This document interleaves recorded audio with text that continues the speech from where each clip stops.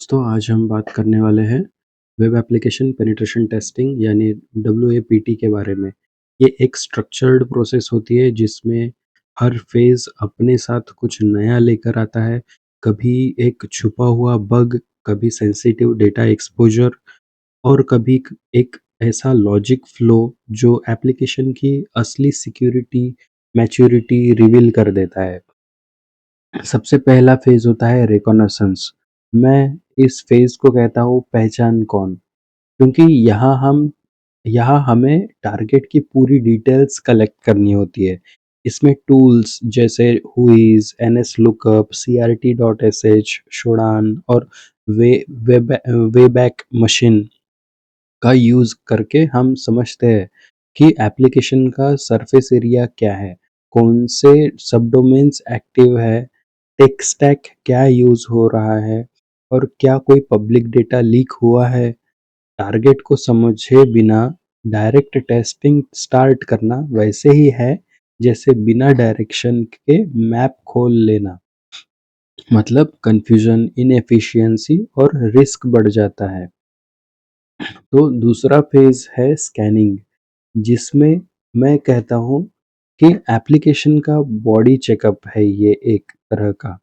इस फेज़ में हम ऑटोमेटेड स्कैनर्स और मैन्युअल मेथड्स का यूज़ करके hidden parameters, debug and points, response headers और मिसकॉन्फ़िगर्ड रिसोर्सेज आइडेंटिफाई करते हैं। टूल्स जैसे बर्बसूट प्रो, न्यूक्लियाई, वास्प ज़ैप और निक्टो और डायरेक्टरी सर्च यहाँ काफ़ी मददगार होते हैं। हर यूआरएल के पीछे कोई ना कोई हिडन फंक्शनैलिटी होती है और हमें इसको समझने की अप्रोच रखनी होती है। ब्लाइंड स्कैनिंग से ज़्यादा इफ़ेक्टिव होता है कॉन्टेक्स्ट अवेयर एनालिसिस। तीसरा फेज़ होता है एक्सप्लॉयटेशन, जहाँ से एक्चुअल वल्नरेबिलिटीज़ का वैलिडेशन स्टार्ट होता है। ये वो फेज़ है जहाँ टेस्ट इनपुट डालने के बाद एप्लीकेशन का एक्चुअल बिहेवियर चेक किया जाता है। हम चेक करते हैं कि सीक्वल इंजेक्शन पॉसिबल है या नहीं है, एसक्यूएल इंजेक्शन पॉसिबल है या नहीं है, रिफ्लेक्टेड रिफ्लेक्टेड या स्टोर्ड एक्सेसेस है क्या, आइडोर के थ्रू अनऑथोराइज्ड एक्सेस मिल सकता है क्या? आइडोर मतलब इन सिक्योर डायरेक्ट ऑब्जेक्ट रेफरेंस या फिर एसएसआरएफ और सीएसआरएफ जैसे लॉजिकल फ्लॉज एग्जिस्ट करते हैं या नहीं। रिपीटर और इंट्रूडर मॉड्यूल्स का स्ट्रेटेजिक यूज यहाँ काफ़ी वैल्यूएबल होता है और एक्सप्लॉयटेशन हमेशा कंट्रोल्ड एनवायरनमेंट में ही किया जाता है। चौथा फेज है प्रूफ ऑफ कॉन्सेप्ट और रिपोर्टिंग। जब कोई वैलिड इशू मिलता है तो उसका डॉक्यूमेंटेड पीओसी रेडी किया जाता है जिसमें पेलोड्स, रिस्पॉन्सेस और स्क्रीनशॉट्स क्लियरली एक्सप्लेन किए जाते हैं। स्क्रीनशॉट हमेशा क्लियर और डार्क मोड में लिया जाता है ताकि विजिबिलिटी अच्छी हो। हाईलाइट किया जाता है जो भी फोकस्ड एरिया होगा, whatever the evidences we got, okay, and we want the client or the developer to focus on those things, we need to highlight with a red rectangle outline. Okay, so then report सिर्फ vulnerability का mention नहीं होता, उसका business impact क्या है, risk rating क्या है और रेमेडिएशन स्टेप्स भी डिफाइन होते हैं। अच्छी रिपोर्टिंग किसी भी पेन टेस्टर को कंसल्टेंट बनने की तरफ ले जाती है, क्योंकि क्लाइंट को सिर्फ प्रॉब्लम नहीं, सॉल्यूशन भी चाहिए होता है। So basically consultant will be providing the solution as well. और आप पेन टेस्टर के प्रोफाइल पे हो और डेव टीम को गाइड भी कर रहे हो वल्नरेबिलिटीज को फिक्स करने के लिए, तो समझ जाओ कि आप कंसल्टेंट का रोल भी निभा रहे हो थोड़ा बहुत। There is a specific difference between a penetration tester and a cyber security consultant. Okay.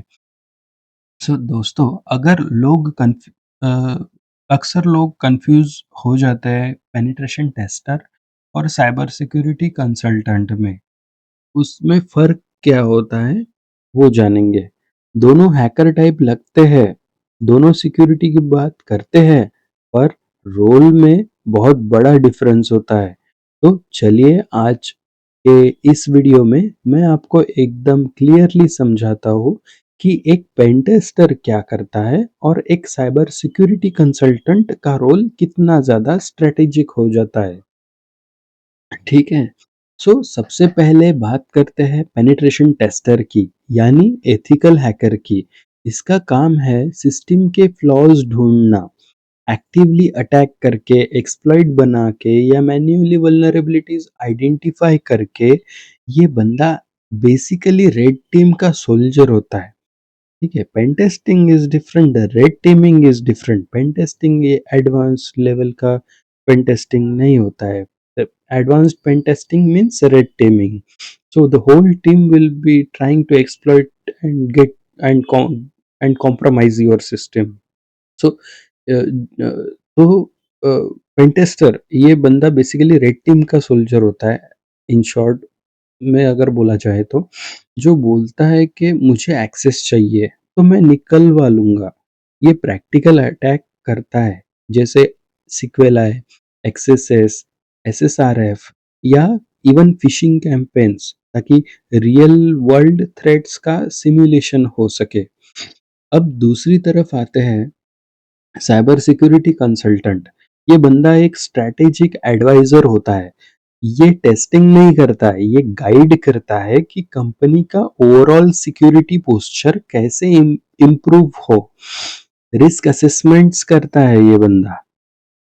कौन? Cyber security consultant. ठीक है। कॉम्प्लायंस इंश्योर करता है और सीसो लेवल तक स्ट्रेटेजिक प्लानिंग देता है। CISO means chief information security officer. यानी अलग अगर पेंटेस्टर सिस्टम को तोड़ता है तो कंसल्टेंट बताता है कि सिस्टम किस तरीके से डिजाइन होना चाहिए ताकि फ्यूचर में कोई यूज ताकि इन फ्यूचर कोई उसे तोड़ ना पाए। एक सिंपल एग्जांपल ले लो। अगर एक बिल्डिंग है तो पेनिट्रेशन टेस्टर उस बिल्डिंग में घुसने की हर ट्रिक ट्राई करेगा, खिड़की से, बेसमेंट से या रूफ से। अगर कंसल्टेंट बोलेगा ये बिल्डिंग के डिजाइन में ही फ्लॉ है, गार्ड का एंगल गलत है, कैमरा ब्लाइंड स्पॉट में है और डोर्स बायोमेट्रिक होने चाहिए। ठीक है। तो दोस्तों, दोनों रोल्स इक्वली इम्पोर्टेंट है। एक अटैकर माइंडसेट से फ्लॉज ढूंढता है और दूसरा डिफेंडर माइंडसेट से ऑर्गेनाइजेशन को सिक्योर करता है। अगर आपको हैंड्स ऑन टेक्निकल हैकिंग का क्रेज है, बग बाउंटीज करने का शौक है, तो पेनिट्रेशन टेस्टिंग परफेक्ट है। लेकिन अगर आपको प्लानिंग, कॉम्प्लायंस, क्लाइंट इंटरेक्शंस और ओवरऑल स्ट्रेटेजी बनाना पसंद है, तो cyber security consulting is your game. तो आप किस साइड हो, रेड टीम या ब्लू टीम, वो आप डिसाइड करो। लेकिन उसके लिए आपको पता होना ज़रूरी है कि red team and blue team क्या होता है, who comes under red team and blue team. तो दोस्तों, साइबर सिक्योरिटी के बैटलफील्ड में दो आइकॉनिक टीम्स होती है, रेड टीम और ब्लू टीम। दोनों का मिशन एक ही होता है, सिस्टम को सिक्योर रखना। लेकिन लेकिन अप्रोच पूरा अपोजिट होता है। एक सिक्योरिटी देता है, एक बंदा साइबर सिक्योरिटी में है, एक बंदा पेन टेस्टिंग में है। ठीक है। सबसे पहले बात करते हैं रेड टीम की। ये होती है अटैकर्स माइंडसेट वाली टीम। इनका काम होता है ऑर्गेनाइजेशन के सिस्टम्स को हैक करना। ऑब्वियसली एथिकल पर्पस के लिए। ये मतलब अटैकर अटैक करने से पहले हम उसके ऊपर अटैक करेंगे और हमारे सिक्योरिटी गार्ड उसको बचाएंगे। So basically pentester will also be a security guard of your system और योर इंफ्रा। ये लोग सिमुलेट करते हैं real world cyber cyber attacks, ताकि पता चले कि सिस्टम कहाँ वीक है। रेड टीम के अंदर आते हैं pen testers, ethical hackers, social engineering experts, red team operators, exploit developers, malware analyst वगैरह। ठीक है। तो malware analysis analyst नहीं बोल सकते directly, but that knowledge is required in the exploit development as well. So ये लोग phishing, malware injection, privilege escalation, pivoting और इवन फिजिकल इंट्रूजन जैसे एडवांस्ड अटैक्स जो है वो परफॉर्म करते हैं. इनका मोटो होता है अज्यूम ब्रीच, अब कैसे घुस के दिखाए. ये उनको दिखाना पड़ता है कि अब हम we are inside your system. तो वो सब प्रूफ करके दिखाना पड़ता है, उसका रिपोर्टिंग बनाना पड़ता है. ठीक है, ये हुआ रेड टीम का पार्ट. अब चलते हैं ब्लू टीम की तरफ. ये होती है डिफेंडर्स माइंडसेट वाली टीम. इनका काम होता है रेड टीम के अटैक्स को डिटेक्ट करना, डिफेंड करना और रिस्पॉन्ड करना. ब्लू टीम के अंदर आते हैं SOC analyst, security operations center, incident responders, digital forensic experts, SIEM engineers, SIEM engineers जिनको हम बोलते हैं. देन आता है थ्रेट हंटर्स. ठीक है, सो थ्रेट हंटर्स है. और देन ब्लू टीम आर्किटेक्ट रहेंगे, मतलब सिक्योरिटी आर्किटेक्ट भी बोलते हैं हम उसे. तो लोगों का ड्रीम होता है कि सिक्योरिटी आर्किटेक्ट बनना, ताकि उनको काफ़ी हाई पे मिल पाए. तो ये लोग फायरवॉल मॉनिटर करते हैं, लॉग्स एनालाइज करते हैं, अलर्ट्स राइज करते हैं और सिस्टम हार्डनिंग का काम करते हैं. इनका मोटो होता है ब्रिंग इट ऑन, हम डिटेक्ट भी करेंगे और ब्लॉक भी करेंगे. ठीक है, तो सिंपल लैंग्वेज में red team tries to break things, blue team tries to the things protect and fix the things. ठीक है, तो और मॉडर्न साइबर डिफेंस में एक और टीम भी होती है, पर्पल टीम, जहाँ रेड और ब्लू दोनों मिलके काम करते हैं to learn from each other and improve overall security. आपको सवाल आया होगा कि व्हाट इज पर्पल टीम, क्या होता है काम पर्पल टीम का. तो दोस्तों, रेड टीम और ब्लू टीम के बारे में तो हम सबने सुना है. एक अटैक करता है, दूसरा डिफेंड करता है. लेकिन क्या आपने कभी पर्पल टीम के बारे में सुना है? नहीं. तो चलिए आज मैं आपको बताता हूँ कि पर्पल टीम क्या होती है और क्यों ये मॉडर्न साइबर सिक्योरिटी का गेम चेंजर बन चुकी है. देखिए, रेड टीम का काम होता है वल्नरेबिलिटीज ढूंढना और एक्सप्लॉइट करना, जैसे एक अटैकर करता है. ब्लू टीम का काम होता है उन अटैक्स को डिटेक्ट करना, ब्लॉक करना और रिस्पॉन्स देना, जैसे एक डिफेंडर करता है. लेकिन जब दोनों टीम्स अलग-अलग काम करते हैं, तो कभी-कभी कम्युनिकेशन गैप या नॉलेज शेयरिंग का इश्यू हो जाता है. And this is normal, but we have to prevent this thing. So वही गैप ब्रिज जो है वो करती है, वो जो गैप होती है वो पर्पल टीम से भरी जाती है. वही गैप ब्रिज करती है purple team. Purple team is not always a separate team. ये एक कोलैबोरेटिव माइंडसेट होती है जहाँ रेड और ब्लू टीम एक्चुअली साथ मिलके काम करते हैं. यानी रेड टीम अटैक करती है, तुरंत ब्लू टीम उस अटैक का डिटेक्शन और रिस्पॉन्स टेस्ट करती है. दोनों एक दूसरे को फीडबैक देते हैं और रियल टाइम में लर्न करते हैं. पर्पल टीम का मेन गोल होता है improve detection and response capabilities. Improve detection, detection को इम्प्रूव करो, रिस्पॉन्स रिस्पॉन्ड जल्दी करो. ओके, जब भी कोई अटैक होता है, ज़ीरो डे या फिर कोई भी, तो incident handling should be there in a proper manner, in a quick manner. तो create a better security control.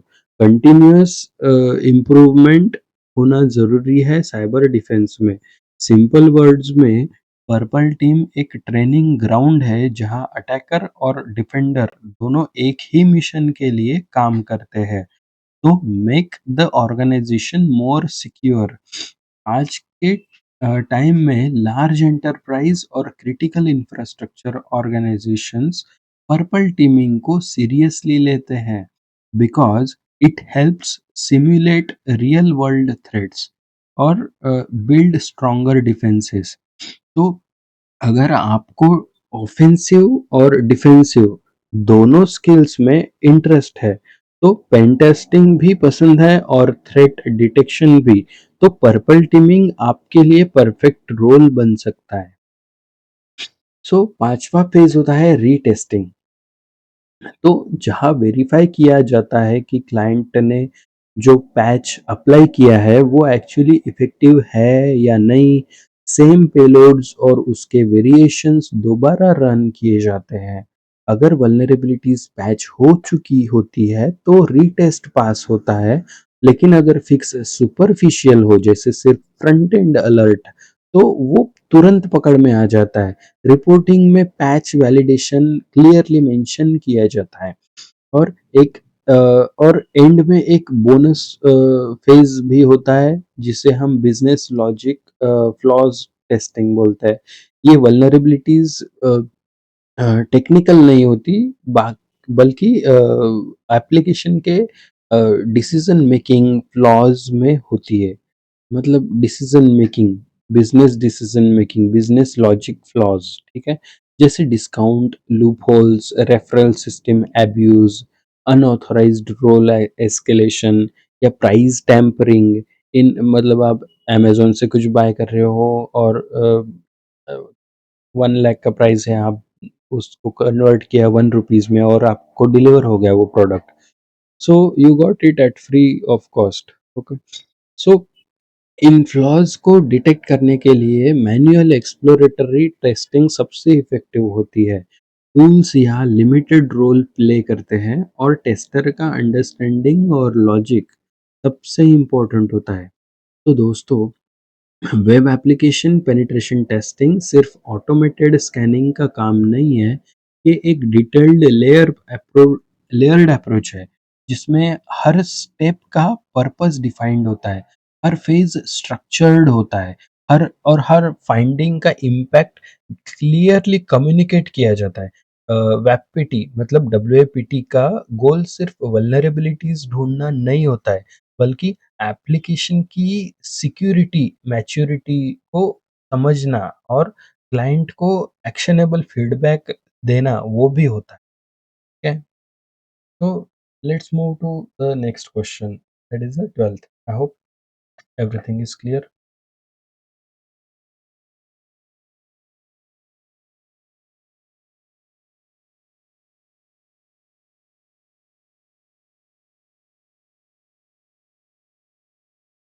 तो नमस्ते दोस्तों। इस क्वेश्चन में इस क्वेश्चन के वीडियो में हम बात करने वाले हैं एपीआई सिक्योरिटी टेस्टिंग के बारे में, और हम फोकस करेंगे उन की ऑथेंटिकेशन मैकेनिज्म्स पर जो आज के मॉडर्न वेब और मोबाइल एप्लीकेशंस में यूज़ होते हैं। जैसे कि जेडब्ल्यूटी होता है, एचमैक होता है।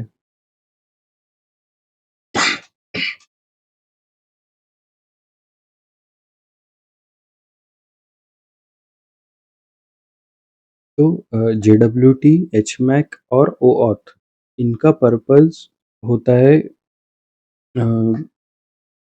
यूज़र ऑथेंटिकेशन और ऑथराइजेशन को सिक्योर बनाना। लेकिन अगर कॉन्फ़िगरेशन या इम्प्लीमेंटेशन गलत हो, तो यही मैकेनिज़्म एक मेजर अटैक वेक्टर बन जाते हैं। आज हम इन सब को सिस्टमैटिकली समझेंगे, कैसे टेस्ट करते हैं और कौन से टूल्स यूज़ होते हैं।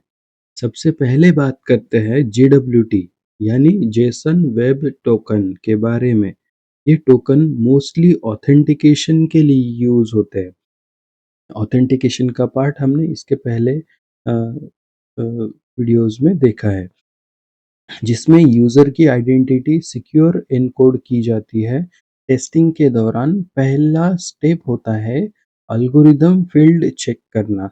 अगर जेडब्ल्यूटी टोकन में एएलजी अल्ग नन सेट है, तो टोकन का पेलोड बिना सिग्नेचर के भी मॉडिफाई करके वैलिड रिक्वेस्ट भेजना पॉसिबल हो सकता है।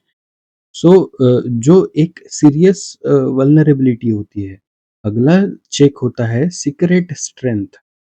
वीक सीक्रेट्स के अगेंस्ट ब्रूट फोर्स करने के लिए मेन टूल्स है JWT टूल और रिलेवेंट वर्ड लिस्ट का यूज कर सकते हैं। अगर सीक्रेट क्रैक हो गया तो अटैकर आर्बिट्ररी टोकन्स जनरेट करके हटा किसी भी यूजर का एडमिन का एक्सेस ले सकता है। और एक और इम्पोर्टेंट एस्पेक्ट होता है टोकन एक्सपायरेशन। अगर एक्सपायर्ड टोकन से भी एक्सेस मिल रहा है तो टोकन वैलिडेशन मैकेनिज्म फ्लॉड है। JWT के एनालिसिस के लिए टूल्स है जैसे कि JWT.io, JWT टूल्स, tool.py और बॉबसूट के JWT रिलेटेड एक्सटेंशंस बहुत इफेक्टिव होते हैं। अब बात करते हैं HMAC यानी हैश्ड मैसेज ऑथेंटिकेशन कोड के बारे में। हैश्ड मैसेज ऑथेंटिकेशन कोड के बारे में। ये एक इंटीग्रिटी चेक मैकेनिज्म होता है जिसमें डेटा साइन किया जाता है यूजिंग ए सीक्रेट की। लेकिन अगर सर्वर साइड इम्प्लीमेंटेशन वीक है, जैसे सीक्रेट वीक हो या सिर्फ सिग्नेचर वेरीफाई हो रहा हो बिना एक्चुअल पेलोड वैलिडेट किए, तो अटैकर पेलोड टैम्पर करके भी वैलिड रिक्वेस्ट पास करवा सकता है। टेस्टिंग के दौरान पेलोड को इंटेंशनली मॉडिफाई करके देखा जाता है कि सर्वर रिजेक्ट कर रहा है या नहीं। अगर सर्वर सेम सिग्नेचर के साथ मॉडिफाइड पेलोड एक्सेप्ट कर रहा है, तो ये लॉजिक लेवल बाईपास होता है। HMAC इम्प्लीमेंटेशन ऑडिट करने के टाइम करते वक्त डेवलपर अजम्पशंस और एरर मैसेजेस का ऑब्जर्वेशन बहुत क्रूशियल होता है। वो एक बहुत सिग्निफिकेंट रोल प्ले करता है। ठीक है। सो एरर मैसेजेस का ऑब्जर्वेशन होना बहुत ज़रूरी है। सो तीसरा मैकेनिज्म है OAuth। वो 2.0 यूज़ कर रहे हैं ऐसा बोलते हैं डेवलपर लोग या फिर डेवऑप्स इंजीनियर्स। तो जो यू क्या होता है वो जो यूज़र ऑथेंटिकेशन के बजाय ऑथोराइजेशन के लिए डिज़ाइन किया गया है, वो ऑथ अलाउ करता है यूज़र्स को लिमिटेड एक्सेस देने के लिए किसी थर्ड पार्टी ऐप के थ्रू। इसका टेस्टिंग स्कोप काफ़ी ब्रॉड होता है। पहले चेक होता है रीडायरेक्ट URI मैनिपुलेशन। अगर ओपन रीडायरेक्ट अलाउड है तो अटैकर टोकन लीक करवा सकता है। दूसरा होता है स्कोप एस्केलेशन। जैसे रीड ओनली टोकन के साथ राइट ऑपरेशंस परफॉर्म हो रहे हैं, तो क्लाइंट सीक्रेट एक्सपोजर जो होता है वो भी एक मेजर इशू होता है, स्पेशली जब मोबाइल या फ्रंट एंड ऐप्स में हार्ड कोडेड क्लाइंट्स सीक्रेट्स मिल जाते हैं। रिफ्रेश टोकन रीयूज भी क्रिटिकल एरिया है। अगर अटैकर वैलिड रिफ्रेश टोकन से रिपीटेड एक्सेस ले रहा है, तो ये मेजर डिज़ाइन फ्लॉ होता है। OAuth टेस्टिंग के लिए आपको हर फ्लॉ जैसे authorization code flow, implicit flow और क्लाइंट क्रेडेंशियल फ्लो, ये 3 होते हैं। Authorization code flow, implicit flow और क्लाइंट क्रेडेंशियल फ्लो का टेक्निकल अंडरस्टैंडिंग ज़रूरी होता है, क्योंकि हर फ्लो के अलग रिस्क प्रोफाइल होते हैं। Complete API pen testing process कुछ लॉजिकल स्टेप्स में डिवाइड होता है। पहले एनुमरेशन की जाती है, headers, tokens, authentication schemes identify किए जाते हैं। फिर पेलोड्स और टोकन्स को टैम्पर करके मैनिपुलेशन फेज चालू होता है। रिप्ले अटैक चेक किया जाता है। पुराने टोकन से एक्सेस मिल रहा है क्या, वो चेक किया जाता है। प्रिविलेज एस्केलेशन वैलिडेट की जाती है। जैसे नॉर्मल यूज़र टोकन से एडमिन एंड पॉइंट हिट हो रहे हैं या नहीं। टोकन लीकेज या हाईजैक सिनेरियोज़ भी एक्सप्लोर किए जाते हैं इसमें। देन मेन टूल्स जो इस प्रोसेस में काम आते हैं वो है Postman for API structure analysis, Burp Suite pro for traffic interception और automation, JWT tool for secret crackings, okay, jwt.io for manual decode, MITM proxy for mobile API interception. Mobile app है उसमें भी बैकएंड में एपीआई रह सकता है। कोई web app है उसमें भी बैकएंड में वेब एपीआई हो सकता है। और अ, जो ऑपरेटिंग जो थिक क्लाइंट के एप्लीकेशंस होते हैं तो उनमें विंडोज सर्विसेज होते हैं, ठीक है। और कई बार custom Python scripts for quick logic test. तो मॉब एसएफ भी एपीके एनालिसिस के लिए यूज़ होता है, मतलब वो ऑटोमेटेड स्कैन जनरेट करके दे देता है। और मोटा-मोटा मतलब आप you need to verify those things but manual pen testing is must.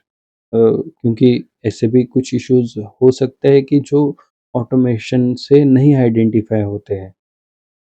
तो एपीके एनालिसिस के लिए यूज़ होता है मॉब एसएफ, जब मोबाइल ऐप रिवर्स करनी होती है।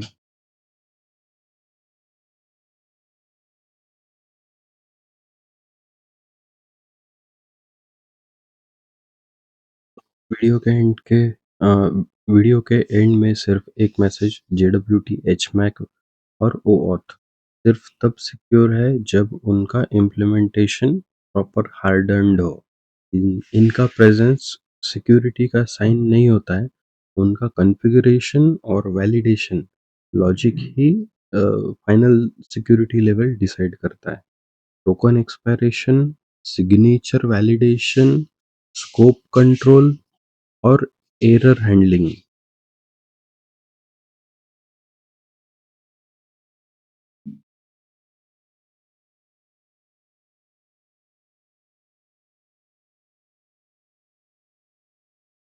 सब कुछ बैलेंस में होना चाहिए। लॉग्स भी हमेशा रिव्यू करना चाहिए क्योंकि काफ़ी बार वल्नरेबल बिहेवियर वाला अ, काफ़ी बार वल्नरेबल बिहेवियर वहाँ लीक हो जाता है।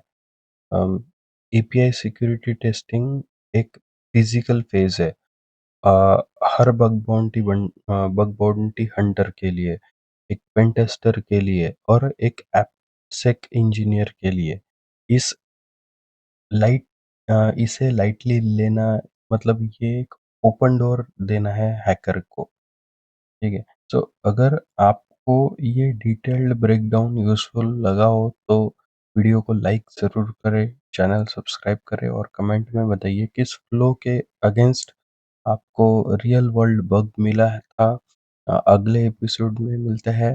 तब तब तक के लिए stay curious, stay secure and hack responsibly. तो अगला क्वेश्चन हम देखते हैं, दैट इज 13th वन के how do you bypass SSL pinning in Android और iOS app during black box mobile pen testing.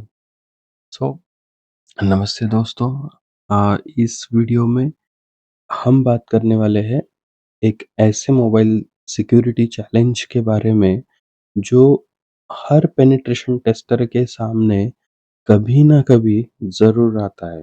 और वो है एसएसएल पिनिंग। एसएसएल पिनिंग एक ऐसी सिक्योरिटी टेक्निक है जो मोबाइल एप्लीकेशंस को एमआईटीएम अटैक मतलब man in the middle attack से बचाने के लिए यूज़ की जाती है।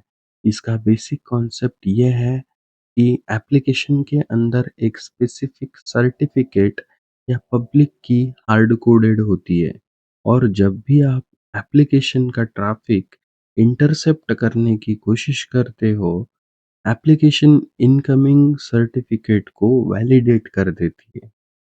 अगर सर्टिफिकेट ट्रस्टेड लिस्ट से मैच नहीं करता, तो कनेक्शन रिजेक्ट कर दिया जाता है। इसका रिजल्ट ये होता है कि बर्ब सूट मतलब अ, एक प्रॉक्सी टूल है। जैसे प्रॉक्सी टूल्स में एन्क्रिप्टेड ट्रैफिक विजिबल नहीं होता और टेस्टिंग स्टॉप हो जाती है। अगर आपको बर्ब सूट में एसएसएल हैंडशेक फेल्ड एरर दिखा रहा है, तो इसका मतलब है कि एप्लीकेशन एसएसएल पिनिंग एनफोर्स कर रही है। आज के वीडियो में हम स्टेप बाय स्टेप देखेंगे कि एसएसएल पिनिंग को बाईपास कैसे किया जा सकता है, स्पेशली एंड्रॉयड और आईओएस प्लेटफॉर्म के लिए। एंड्रॉयड प्लेटफॉर्म पर अगर आपके पास रूटेड फ़ोन या इम्यूलेटर है, तो फ्रीडा का यूज़ करके आप एसएसएल वेरिफिकेशन को रन टाइम पर बाईपास कर सकते हैं। फ्रीडा एक डायनामिक इंस्ट्रूमेंटेशन टूलकिट है जिससे आप एंड्रॉयड ऐप के एसएसएल वेरिफिकेशन फंक्शंस को हुक करके ओवरराइड कर सकते हैं।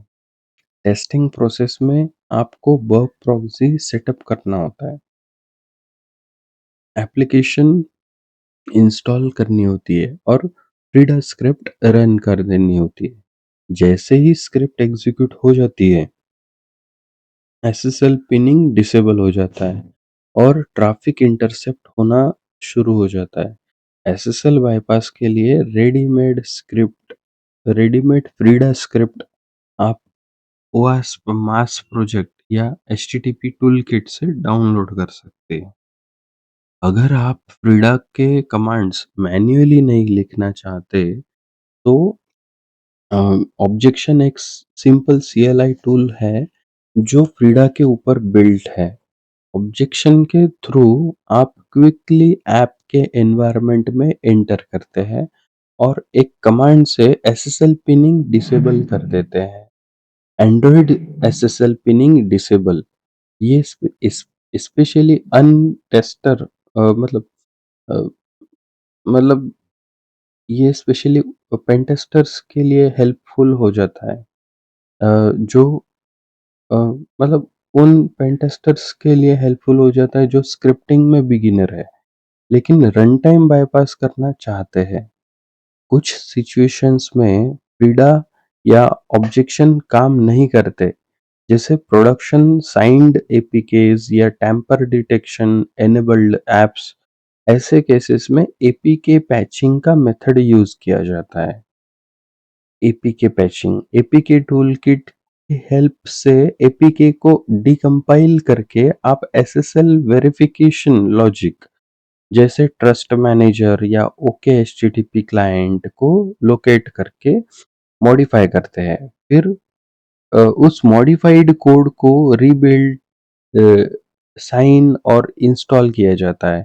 यह मेथड रिस्की है और प्रॉपर वैलिडेशन के बिना ऐप क्रैश भी हो सकती है, लेकिन अगर सेफ एनवायरनमेंट में किया जाए तो इफेक्टिव होता है।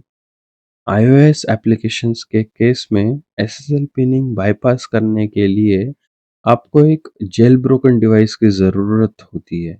जेल ब्रोकन एनवायरनमेंट में टूल्स जैसे फ्रीडा और एसएसएल किल स्विच 2 यूज किए जाते हैं। SSL kill switch 2 automatically known SSL pinning methods को बाईपास करता है और आप चार्ल्स प्रॉक्सी का भी का ट्रस्टेड सर्टिफिकेट इंस्टॉल करके सिक्योर ट्रैफिक इंस्पेक्ट कर सकते हैं। फ्रीडा के थ्रू आप रन टाइम पे स्पेसिफिक एसएसएल वेरिफिकेशन मेथड्स को भी हुक कर सकते हैं। टेस्टिंग के दौरान ये कंफर्म करना ज़रूरी होता है कि Burp Suite properly traffic capture कर रहा है या नहीं। अगर एचटीटीपीएस रिक्वेस्ट क्लियर टेक्स्ट में विजिबल है, इसका मतलब आपका एसएसएल बाईपास सक्सेसफुली इम्प्लीमेंट हो चुका है।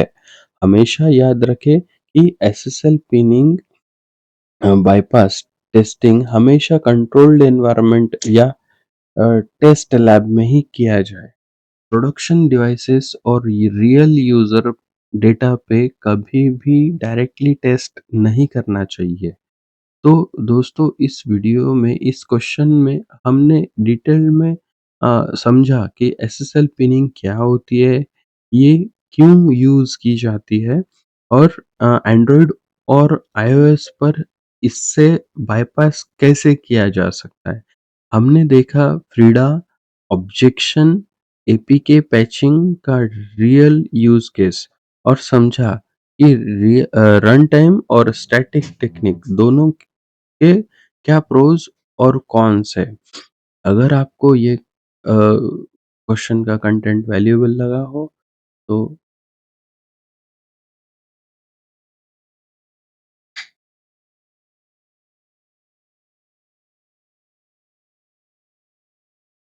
प्लीज़ इस वीडियो को लाइक करें, चैनल को सब्सक्राइब करें और कमेंट सेक्शन में बताइए कि आप अगला वीडियो किस टॉपिक पर देखना चाहेंगे। अगला एपिसोड होने वाला है थिक क्लाइंट, अगला क्वेश्चन होने वाला है thick client application penetration testing के ऊपर, जहां हम देखेंगे डॉट नेट, जावा, विंडोज बेस्ड डेस्कटॉप एप्लीकेशंस का सिक्योरिटी एनालिसिस प्रोसेस। तब तक के लिए स्टे सिक्योर, स्टे एथिकल और अपनी लर्निंग्स को हर दिन अपग्रेड करते रहिए। मैं हूँ हर्षल, मिलते हैं अगले क्वेश्चन में।